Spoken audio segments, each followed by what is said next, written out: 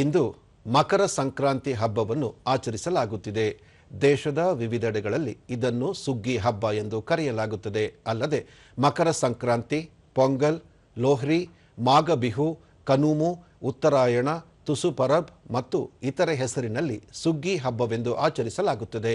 ಈ ಹಬ್ಬಗಳು ಋತುಗಳ ಬದಲಾವಣೆ, ಸೂರ್ಯನ ಉತ್ತರಾಭಿಮುಖ ಪ್ರಯಾಣ ಇತ್ಯಾದಿ ಬದಲಾವಣೆಯನ್ನು ಸೂಚಿಸುತ್ತವೆ. ಕೃಷಿ ಮತ್ತು ಪ್ರಕೃತಿಯೊಂದಿಗೆ ದೇಶದ ನಾಗರಿಕರ ನಿರಂತರ ಸಂಬಂಧವನ್ನು ಪ್ರತಿಬಿಂಬಿಸುತ್ತದೆ, ಜೊತೆಗೆ ಏಕತೆಯನ್ನು ಸಹ ಸಾರುತ್ತದೆ.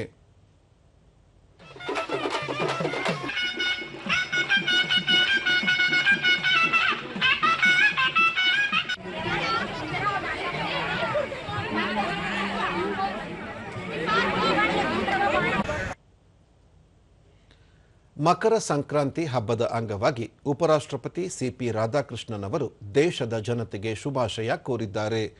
ಕೃಷಿಯನ್ನು ಬಲಪಡಿಸಲು ಮತ್ತು ರೈತರ ಜೀವನ ಸುಧಾರಿಸಲು ಈ ದಿನ ದೇಶವು ದೂರಗಾಮಿ ಉಪಕ್ರಮಗಳನ್ನು ಕೈಗೊಂಡಿದೆ.